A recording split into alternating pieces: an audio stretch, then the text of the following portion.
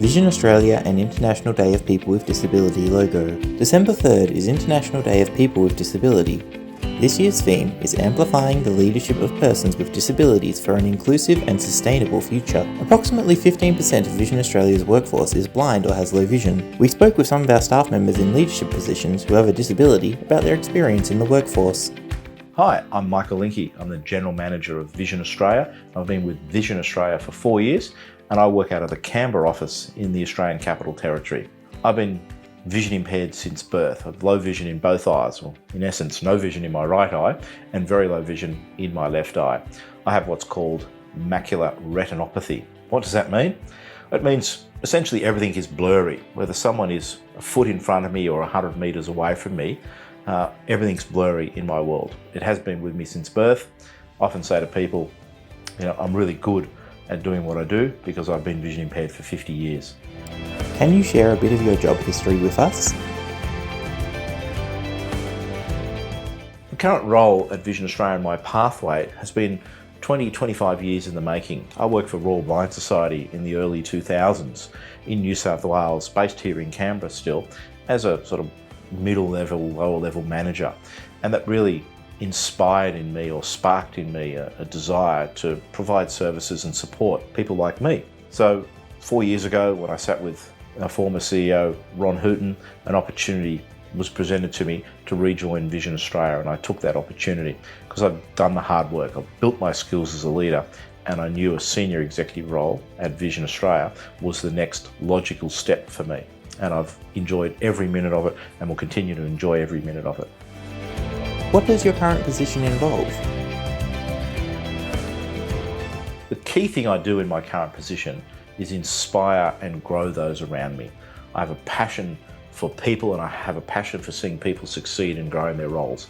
So one of the key reasons I joined Vision Australia was to assist people, employees, people like me, other managers within the business, and of course our customers and clients. But in essence, the job is about making sure that people have access to the equipment they need in their jobs, their education, in recreational activities, and businesses, governments and private enterprises have the ability to ensure that anything they develop is accessible to people with low vision.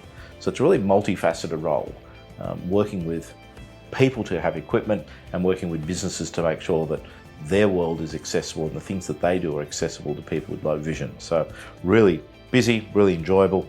And I just love working with people, sitting in a room with a bunch of people, coming up with ideas and ways to improve outcomes for people with low vision. What importance do you place on people with disabilities being in leadership positions? I place a high value of importance on people with a disability being selected and appointed to executive and leadership roles. It's critical. The first thing is diversity of view. If you have 10 people, all of the same ilk in a room, you very rarely get diversity of view and diversity of opinion. But if you start to mix that up and include people with disability, you start to get different views. I see the world differently to everyone else, quite literally. So having that view on the world then puts different ingredients into the pot, different ingredients into the discussion that businesses have. So it's critical that businesses look to people with disability to fill leadership and decision-making roles so that you can get that diversity of view into the business. What changes would you like to see in the modern workplace to encourage people with a disability to not view that disability as a limitation? Some of the changes I'd like to see in the modern workplace are more to do with people than they are to the physical environment. Lighting, signage, easy ways to get around buildings are all things that we can do and all things that are progressively becoming introduced into new buildings as we develop buildings, and building codes require those things. But the biggest single change that I think will help people with disability in the workplace is a change of attitude.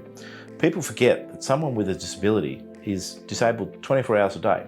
I'm vision impaired 24 hours a day, just not the 8 hours or 9 hours that I attend the workplace. So I use a wealth of technology at home to help me get by. My mother said to me a few years ago that I was born at the right time because there's so much technology, and I think my generation and generations that follow are going to have fantastic opportunities because it's the great lever. I often say that technology coupled with education really creates opportunities for people with disability, and specifically for people, in my case, I've achieved a Master's of Business Administration, I've been to Harvard University, I've got a bachelor's degree, and in achieving each of those milestones, technology has supported me. So when you combine the two, you get the best possible outcome, and then that leads to opportunities in executive leadership roles. And I'd say to anyone trying to build a career, get some variety in your career, get some extra strings in your bow to demonstrate your capability and grow that leadership skill in a variety of different environments. Vision Australia. Blindness, low vision, Opportunity.